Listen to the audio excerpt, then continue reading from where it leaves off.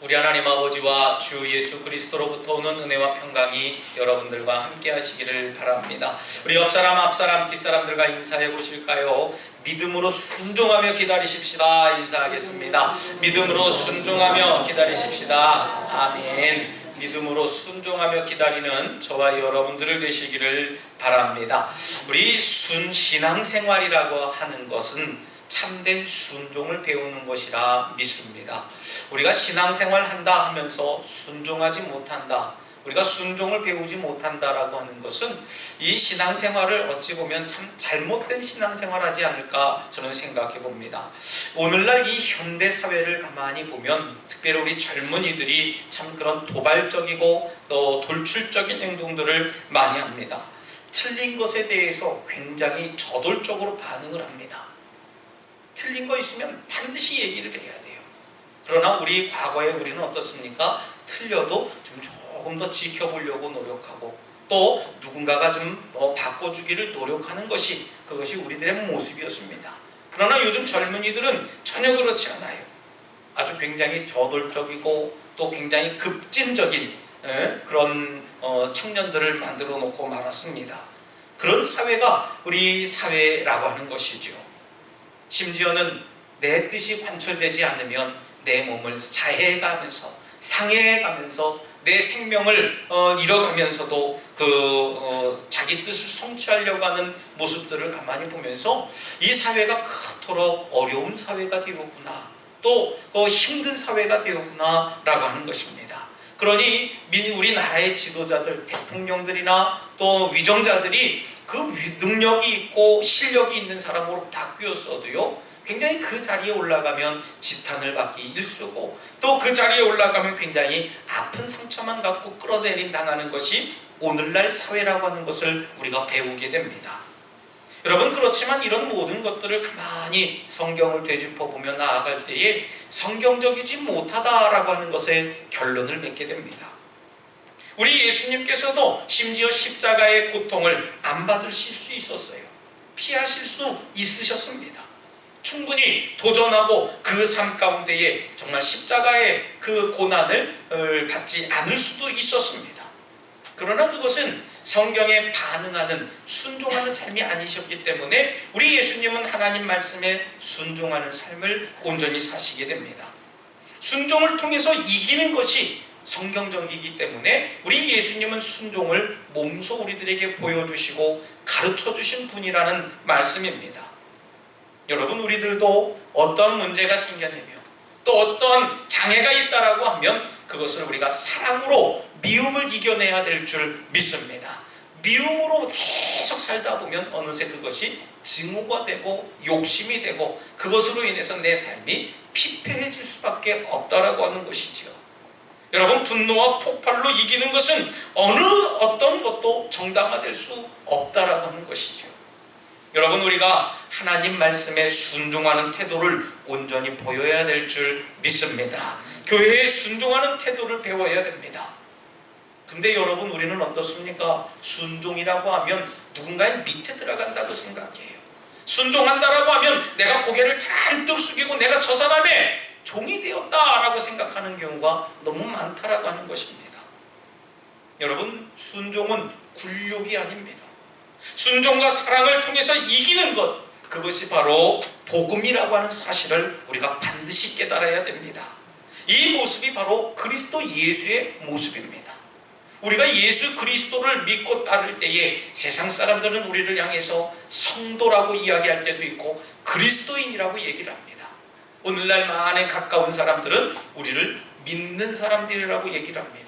도대체 뭘 믿고 뭘 따르고 어떤 것을 우리가 배우기에 세상 사람들은 우리를 그토록 구분해서 이름을 지을까요?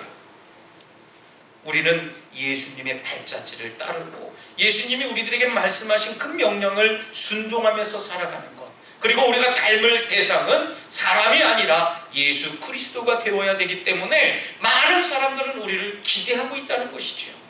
믿는 사람이라고 하면, 예수 믿는 사람이라고 하면, 또 성도라고 하면, 직분자라고 하면 어떤 삶을 살아야 할지 세상 사람들은 우리들에게 기대를 걸고 있다라고 하는 것입니다. 오늘 본문의 사도 바울은 아주 정확하고 분명하게 얘기를 합니다. 선지자들을 통해서 이미 성경에 약속하신 그 내용을 예수님께서 몸소 순종으로 이루어 주셨다는 것이에요. 선지자들을 통해서 성경을 통해서 약속하신 그 내용이 뭡니까? 바로 예수님의 탄생에 대한 이야기입니다. 예수님은 육으로는 다윗의 혈통에서 나셨고 성결의 영으로는 죽은 자들 가운데에서 부활하셔서 그 부활의 능력으로 하나님의 아들임을 선포되었었다라고 하는 것이 바로 선지자들의 외침이었습니다. 여러분, 이것을 구약의 선지자들의 입술을 통해서 예언되어졌고 그 예언이 성취되었다는 것을 약속을 통해서 우리들에게 몸소 보여주셨다는 것이에요. 그 약속을 믿고 의지하며 살아가는 것이 바로 우리들의 신앙생활이고, 그 믿음의 사람들이 서로 의지하는 그 약속을 믿는 것이 바로 믿음이라고 하는 것입니다. 오늘 대강정을 세 번째 주일을 우리가 맞이하면서 성경 속에서 나타나는 인물을 좀 찾아보며 정말 주님의 오심을 순종하며 기다리는 저와 여러분들이 어떤 자세로 우리가 순종하며 기다려야 할까 좀 생각해 보려고 합니다. 우리 구약 성경에 보면 우리 순종의 대표적인 인물을 많이 들 수 있지만 저는 그 중에 한 사람이라고 하면 노아라고 하는 사람을 들고 싶습니다. 우리 하나님께서 노아에게 방주를 만들라고 명령하셨어요.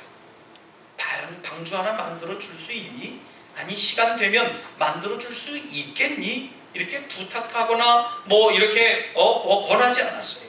명령이었습니다. 여러분, 이 명령을 들은 노아는 방주를 만드는 것까지는 하겠는데 상황을 보면 말도 안 되는 상황에 접하게 돼요. 왜 말도 안 되는 상황이겠습니까? 저 바닷가에다가 배를 만들어라 하면 네, 알겠습니다 하고 만들어낼 수 있겠지요. 하지만 산 꼭대기에다가 방주를 만들라고 하셨습니다. 산 꼭대기에 방주를 지으라고 했어요. 그 크기를 하나님께서 몸소 몇 규빗 아주 정확하게 찝어주십니다. 설계를 해주셨어요. 선회기를 만들라고 하신 게 아닙니다. 아주 작은 배를 만들어서 그거 너 타고 다니면서 그걸로 인해서 너가 유익하고 많은 사람들에게 보여주고 나타내라, 그 뜻이 아니에요. 아주 큰 배를 만들려고 하는데 여러분, 한번 그 규모를 한번 생각해 볼까요? 길이가 171.5m입니다.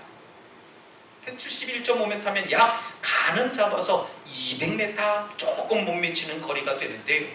제 생각에는 아마 이 해경대에서 저 덕적식당까지는 아마 100m가 조금 좀 넘을 것 같아요. 그 정도 길이라고 보시면 됩니다. 높이가 17.2m라고 했어요. 아마 우리 교회 정도 높이가 맞겠죠. 저 바닷가부터 말이죠. 폭이 28.5m라고 했습니다. 얼마나 거대한 겁니까? 이렇게 하니까 여러분 감이 안 오시지요? 구남으로 말하면은요 700명의 승조원이 탑니다. 항공모함이에요. 13대 정도의 헬리콥터가 앉는다고 했습니다. 이런 배를 산 위에다가 만들라고 하시니 여러분, 그 산도 얼마나 커야 되겠습니까? 정말 상식적으로는 이해가 되지 않고 중간에 이런저런 이유를 대서라도 포기하고 싶은 사람이 바로 노아 아니었을까 저는 생각이 들어요. 그러나 우리의 선지자 노아는, 우리의 믿음의 선배 노아는요 약 120년 동안에 걸려서 이 방주를 짓습니다. 노아는 이 방주가 어떤 의미가 있는지, 왜 만들어야 하는지 전혀 알려고 하지도 않았습니다. 심지어는 우리는 왜요? 물었잖아요. 누구에게 뭘 물어보면 왜 물어보는데요? 대답을 해요. 궁금했을 법한데 전혀 알려고 하지 않습니다. 그러면서 그저 하나님의 말씀이니까 나는 순종하겠노라 하면서 무려 1년, 2년이 아니라 120년 동안 방주를 만들어내요. 어찌 보면 여기까지만의 순종도 대단한 믿음과 순종이라고 말할 수 있을 텐데요. 노아에게는 더 큰 순종이 있었습니다. 그것은 그 방주로 들어가라고 하는 명령입니다.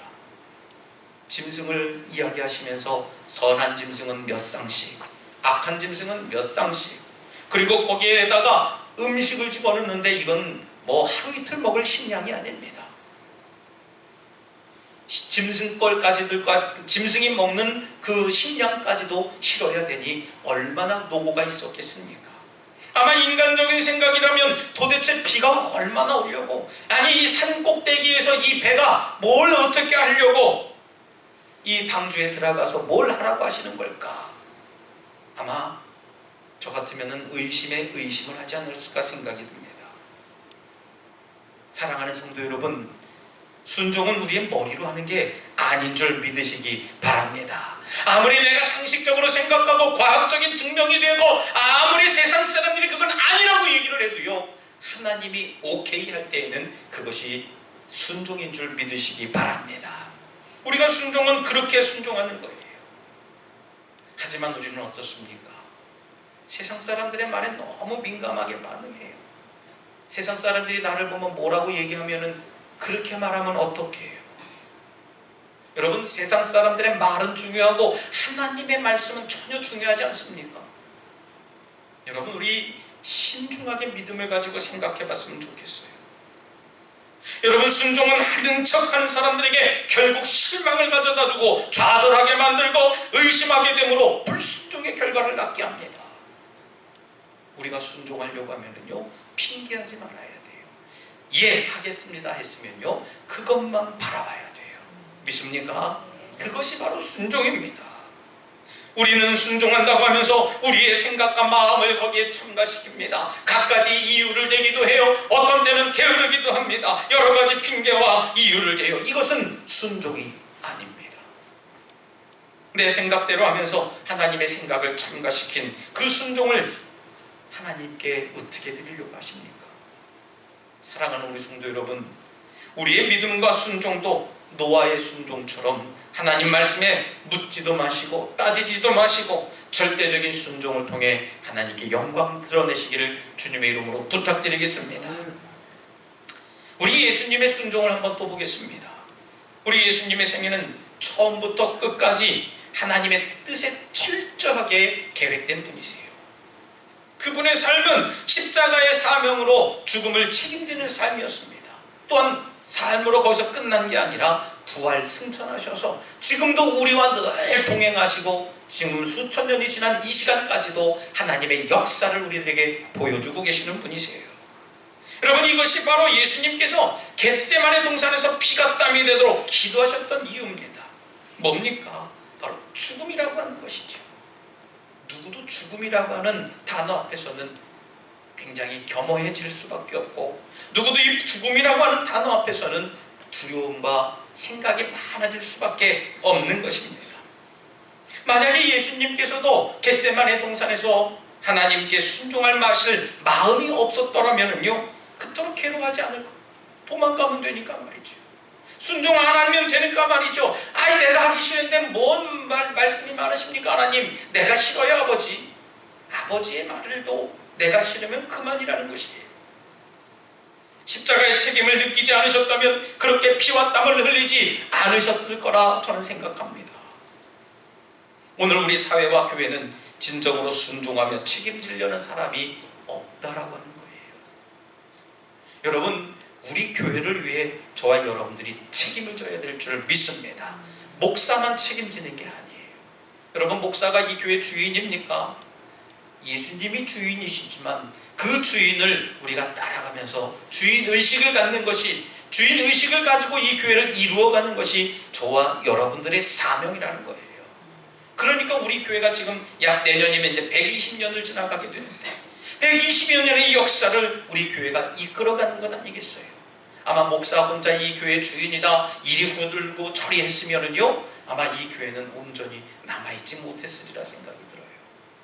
하지만 우리가 하나님이 주인이시고 우리 모든 성도들이 합심해서 책임지고 나가고 있기 때문에 우리 독수교회가 지금까지 건장하게 성장하고 있다는 사실을 우리가 생각해야 될 줄 믿습니다. 여러분, 이 순종이라고 하면서 우리는 어느새 자신의 야망과 의지를 나타낼 때가 너무나 많아요. 책임 대신 독재와 폭력을 사용하기도 합니다. 여러분, 순종이 왜곡되면 비굴해질 수밖에 없는 것입니다. 책임이 왜곡되면 지배하게 되어져 있어요. 그리고 비굴한 사람만이 다른 사람들을 지배하려고 폭력하기도 하고 독재하기도 하고 그런 것입니다. 왜 그렇습니까? 그렇게 하는 것이 책임지는 것이라고 생각하기 때문에 그래요.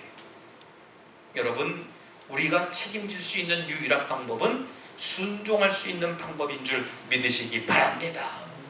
누구에 순종해야 되겠습니까? 하나님 음성에 집중하고 그 음성에 우리가 순종하는 그런 삶을 살아야 된다는 것이에요. 여러분, 순종은 종의 모습에서 발견될 수밖에 없습니다. 내 인생의 주인은 내가 아닙니다. 내 멋대로 살아가고 내가 주인인 것처럼 살아가는 것이 아니에요. 우리 인생의 주인은 오직 한 분, 예수 그리스도라고 하는 사실을 우리가 반드시 생각해야 됩니다. 우리는 그분이 명령하실 때에, 그분이 말씀하실 때에 우리는 그 음성에 반응하는 삶을 살아야 됩니다.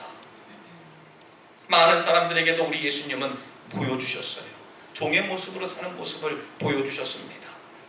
그토록 권위가 있으시고 하나님의 아들이라 함을 알고 계셨지만 헐벗고 굶주리고 연약한 이들에게 몸소 종의 모습으로 나타내 주셨습니다. 그래서 예수님은 겸손하게 순종하는 그런 삶을 우리들에게 보여주시지 않았습니까? 아마 저 세상 가운데 있는 믿지 않는 우리 사람들이 우리 성도들에게 넌 믿는 사람 아니냐? 믿는 사람들이 도대체 왜 그런 모습으로 살아가냐? 그렇게 반문하고 그렇게 이야기하는 이유는 우리가 종처럼 살았으면 좋겠다 하는 이야기입니다. 좀 마음속에 불편하더라도 믿는 사람들이 정말 종이 되어져서 정말 저들에게 복음을 말하고 예수 그리스도의 사랑을 순종함으로 우리가 증거할 수 있는 믿음을 가지시기를 부탁드리겠습니다. 여러분, 종의 상징은 순종하는 거예요. 주인이 무슨 명령을 하든 부탁을 하든 핑계나 변명하지 않고 그 주인의 말에 순종하고 따르는 것이 종의 모습입니다. 여러분, 순종이 없으면 책임이 없는 겁니다. 책임이 없으면 순종도 없어요. 여러분, 주의 사랑하는 우리 독수가족 여러분, 성숙한 믿음과 복받는 비결은 바로 순종이라고 하는 사실을 믿으시기 바랍니다. 어떤 사람은 하나님을 믿는다고 하면서도 계속해서 원망과 불평과 짜증을 쏟아내요. 이것은 하나님도 괴롭고 자기 자신도 괴로운 신앙생활을 하고 있는 겁니다. 입술로는 믿는다고 하지만 내 자신 속에서는 다른 것을 믿고 있기 때문에 내 입술 가운데 원망과 짜증과 불평이 있는 겁니다. 하나님을 신앙하고 하나님을 의지한다고 하지만 여전히 주님이 내 삶의 주인 되어줘서 하나님 앞에 내가 순종하고 해야 되는데, 하나님 앞에 신실해져야 되는데 그러지 못하고 있는 삶이 안타까운 것이랍니다.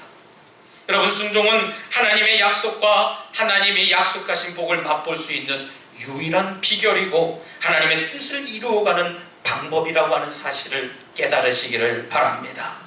여러분, 대강절절기를 지내고 있는 지금 우리는 예수님께서 죽기까지 순종하셨던 모습을 우리도 본받아야 됩니다. 하나님께서 나에게 지금 원하는 것이 무엇인지 이 시간 우리가 정확하게 좀 더 우리가 지금 하나님 마음을 좀 가까이서 깨달아서 우리가 더욱 하나님께 반응하는 믿음을 보이셔야 됩니다. 언젠가 제가 책 속에서 읽은 이야기입니다만은 젊어서는 못했지만 나이가 들어서는 한다라고 하는 것이 아마 이 믿음 아닐까 저는 생각이 들어요. 젊어서 다 했으니까 나이 들어서 안 할래요 하는 그런 믿음이 아니라 내가 정말 젊어서는 더 열심히 했지만 나이가 들어서는 더 열심히 해야 되겠구나 하는 그런 믿음과 반응이 저와 여러분들 삶 가운데 있어야 될 줄 믿습니다. 과거에 잘했다 소용없어요. 지금 내 모습이 어떤 모습인지, 지금 내 상황이 어떤 상황인지 그런 마음을 가지고 있어야 됩니다. 주님께서 반드시 여러분들의 삶을 붙잡아 주시고 이리저리 방황하지 않도록 아주 명확하고 정확한 음성으로 여러분들 삶 가운데 임하시기를 바랍니다. 특별히 금년에 우리 교회 표가 말씀에 순종하는 교회라고 했었습니다. 이제 약 2주 정도가 우리 삶 가운데 남게 되었는데요. 돌아보면 얼마나 순종하지 못했는지, 또 돌아보면 하나님의 마음을 얼마나 그토록 아프게 했는지, 지금 우리가 하나님 앞에 회개하고 이제부터 순종하기로 결정하고 반응하는 저와 여러분들 삶이 되시기를 주님의 이름으로 부탁드리겠습니다. 바라기는 이 시간 저와 여러분들이 하나님 말씀에 순종해서 정말 하나님께 잘했다 칭찬 듣고 하나님께 인정 듣는 저와 여러분들의 모두가 되시기를 다시 한번 주님의 이름으로 축원합니다. 이 시간 함께 결단의 기도를 드릴 때 주님의 오심을 순종하며 믿음으로 기다리기를 원합니다. 내 생각이 아닌 순전한 하나님의 말씀에 순종하며 주님의 때를 기다리게 하여 주시옵소서라고 잠시 결단의 기도를 드리겠습니다. 할렐루야. 사랑과 은혜가 충만하신 하나님 감사합니다. 저희들이 하나님 말씀에 순종하며 기다리는 자들이 되게 하여 주시옵소서. 하나님 주님의 오심을 순종하며 믿음으로 더욱더 나아가기를 원합니다. 내 생각과 내 방법대로가 아닌 하나님의 말씀과 약속과 명령대로 저희들 따르며 살아갈 수 있도록 인도해 주시옵소서. 주님 도와주시옵소서. 나의 믿음 없음을 불쌍히 여겨주시옵소서. 주님 어여삐 여겨주시옵소서. 아버지 믿습니다.